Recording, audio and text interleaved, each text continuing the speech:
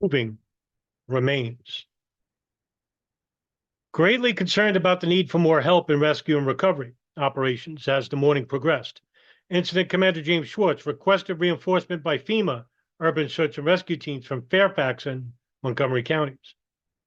In the afternoon, shortly after their arrival, these and other recovery teams entered the building, which is still burning, unstable, and toxic. Army troops from an engineer company stationed at Fort Belvoir were the first such teams to survey the interior, finding no survivors, but noting the presence of human remains. By early evening, a more intensive reconnaissance confirmed the much earlier presumption that there could be little hope that anybody remained alive.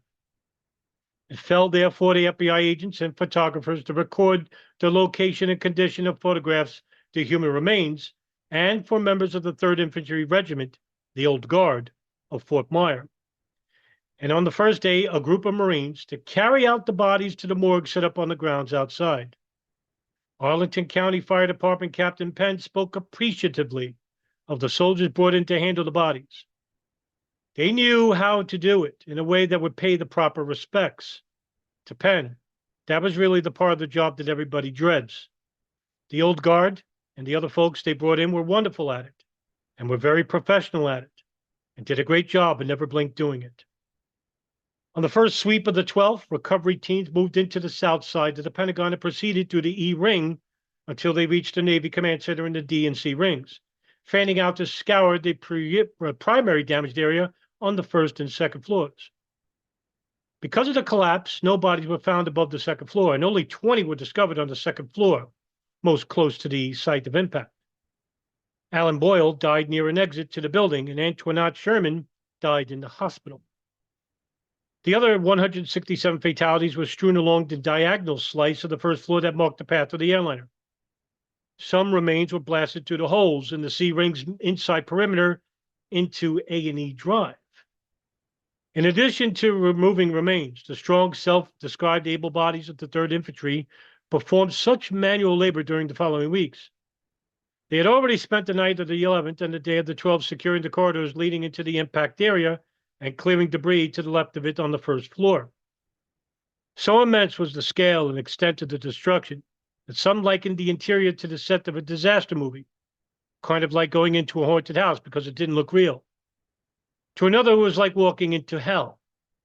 Yet there were occasional senses of normalcy. An office adjacent to an area of total devastation might contain intact computers, books, and desks holding food and drinks hurriedly abandoned, bags of pretzels, cans of soda, a copy of the Washington Post open to the sports section. For the occupants who got out of these rooms, it was a matter of meters between life and death, as one observer remarked. Searchers often had to make their way through several feet of rubble. Water from broken mains and fire hoses had pooled on the floors 6 inches deep and even knee-high in some areas. Ceiling grids sagged, electrical wiring soaked down walls and across floors, and plastic light fixtures, melted by intense fire, hung down like ribbons of caramelized sugar. Plumbing, burned batteries, twisted pipes, heating ducts, and air conditioners were heaped among the ruins, along with jagged metal, nails, and broken glass. Wood, plaster, and tiles had fallen from the floors above. Desks and filing cabinets were reduced to scrap metal. Asbestos lay exposed and lead paint peeled off walls. A layer of black soot covered virtually every surface. Without lights, it was pitch dark. Even with flashlights, dust in the air limited visibility to 10 feet in places. The noxious atmosphere and standing water carried the threat of infectious disease. Fire still smoldered, added to the acrid stench and smell of decay from the jet fuel, burned plastic, metal. Body recovery team typically consisted of 1 or more FBI agents, 1 or 2 more FEMA representatives, photographer, and 4 body or litter carriers from the Old Guard. For the recovery work, the FBI drafted Navy and Marine photographers already on the scene taking pictures of the impact site and pieces of evidence strewn as far away as Arlington Cemetery. Inside the building, body recovery teams followed the trail of the earlier teams that had spray painted a door or remaining column or panel with an orange fluorescent X. In the top quadrant of the X appeared the initials of the team that had cleared the room. On the right, the number of bodies believed to be there. And in the other quadrants, a code to indicate the location of a body. The agents created a numbering system, noted the condition of the dead, and chalked the number on a slate as an identifier code. The photographers recorded the scene, including wide angle and close-up shots of bodies in the position found, along with the crime scene designation numbers. After debris was lifted away, bodies and body parts were photographed from several angles, including close-ups of faces to aid identification. Some remains were unrecognizable, so badly charred that in one case, Navy photographer Kevin Rimrod recounted only a remnant of clothing that appeared to be a scrap of blue bra indicated that the body was of a female. Moreover, without ambient lighting in what resembled an endless junkyard, accurate identification was difficult. In the Navy Command Center on the first floor, where 42 people died, there were so many bodies, Rimrod recalled, I'd almost step on them.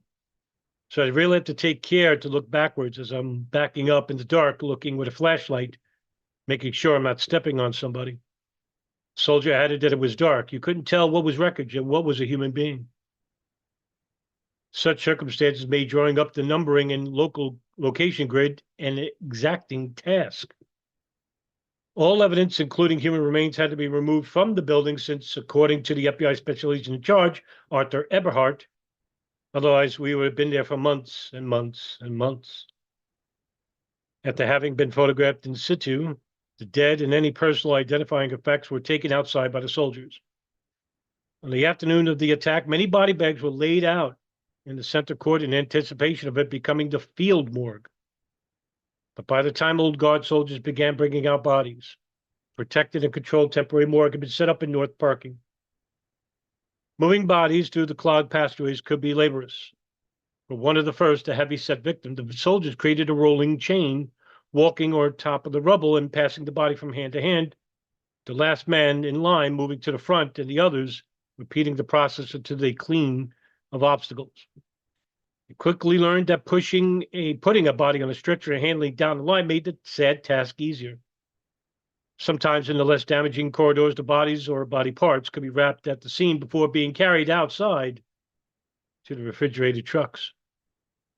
For biohazard protection at the toxic impact site, soldiers handled the human remains, wore a thin disposable plastic coverall, rubber boots, safety helmets, carbon filter face masks, and up to 3 layers of gloves. Early in the operation, those items were in short supply. Some soldiers initially had only goggles, and about 40 had to share a little more than half that number of face masks later because there were complaints of respiratory problems. I'm just going to lower this just a little bit.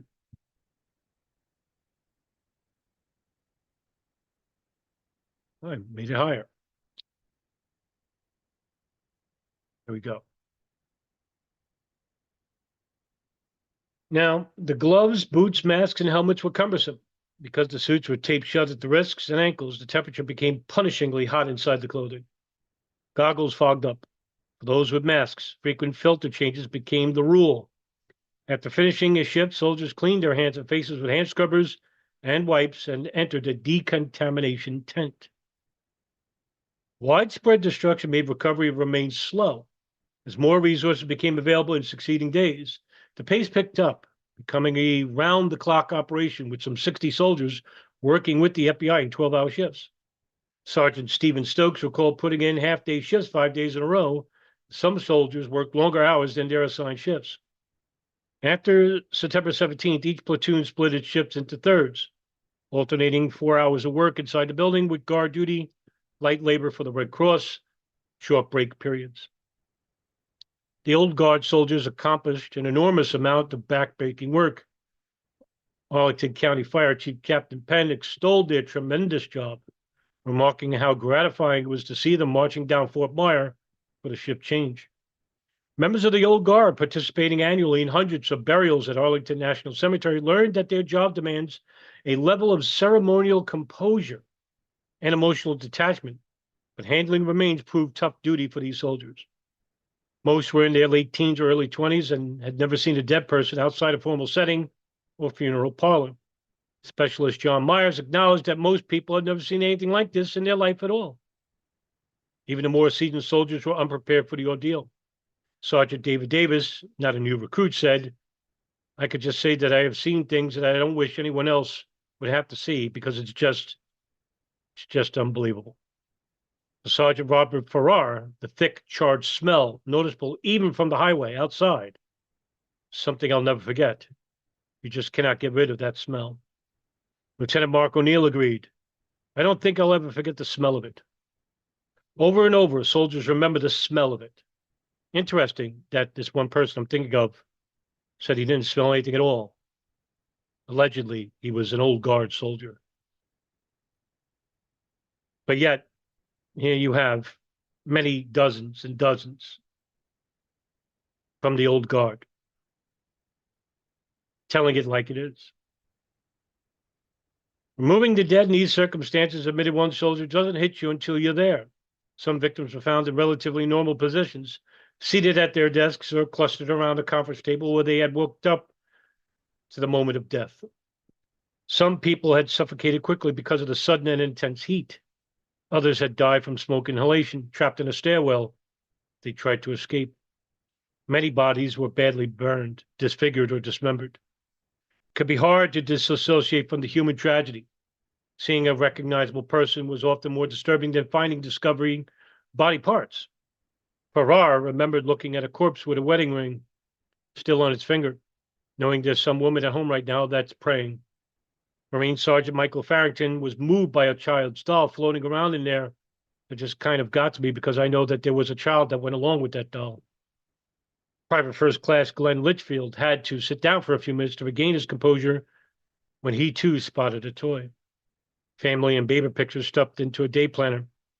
"Those faces keep reappearing," said one soldier. Sometimes they were undone by the ghastly sights they encountered. One soldier was so traumatized by his experience that he had to leave the site.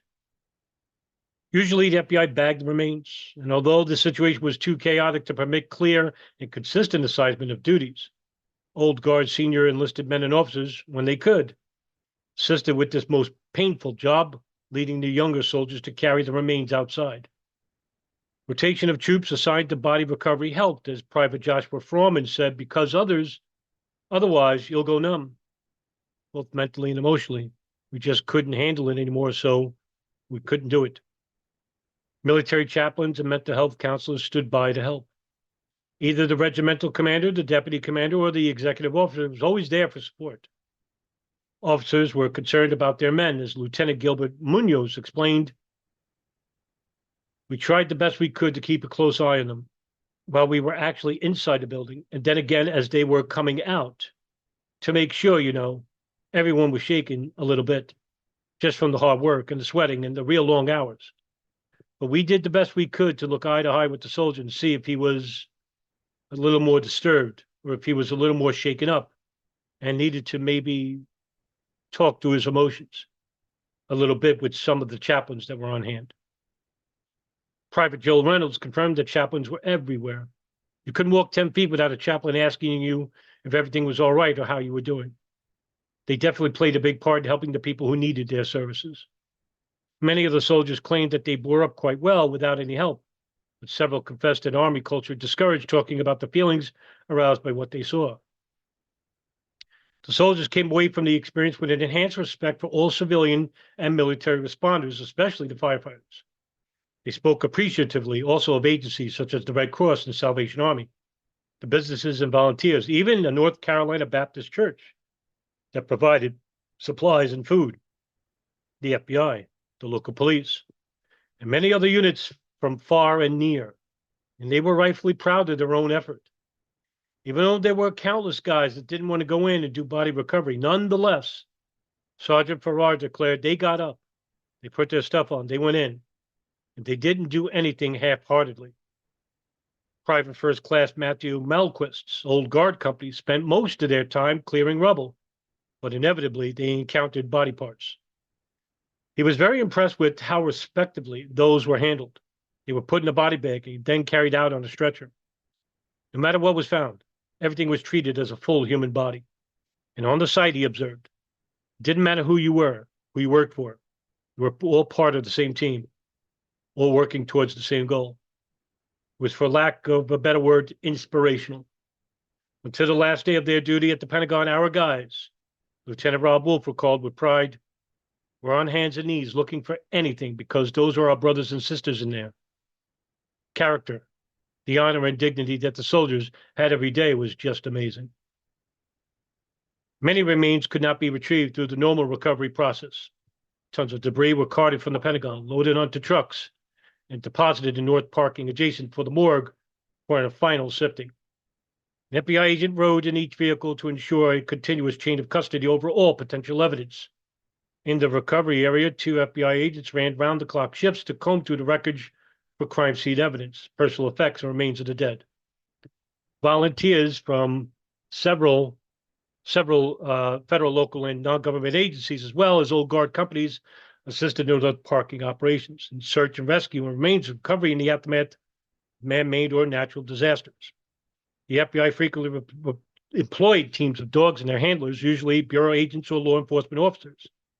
The highly trained animals possess a keen sense of smell that allows them to locate body parts or even minute pieces of skin too small for the human eye to detect in its surrounding debris. Dogs and handlers played an important role here as well. 4 days after the attacks on September 15th, Officer James Lugalia and his dog from the D.C. Metropolitan Police Department's K-9 unit accompanied an urban search and rescue team into the building to search for remains. Lugalia suggested other Cavalier dogs be brought in to assist with remains recovery. Captain Eileen Romer, an FBI employee, was also a naval reservist, kept and trained a cadaver dog. Romer and Lugalia contacted their own cadaver dog networks and essentially became the day and night team leaders, respectively, of the handlers and their canines who work at the Pentagon. The dog teams assembled quickly at 5 p.m., and on Sunday evening, September 16th, Romer and the first 6 dog teams checked in. The 29 teams in search worked alongside members of the Army's 54th Quartermaster Company, Mortuary Affairs, and other volunteers under the direction of the FBI and FEMA. That's the end of this chapter. And we will continue our chapter reading in the future. Take care, everybody. Thanks for tuning in.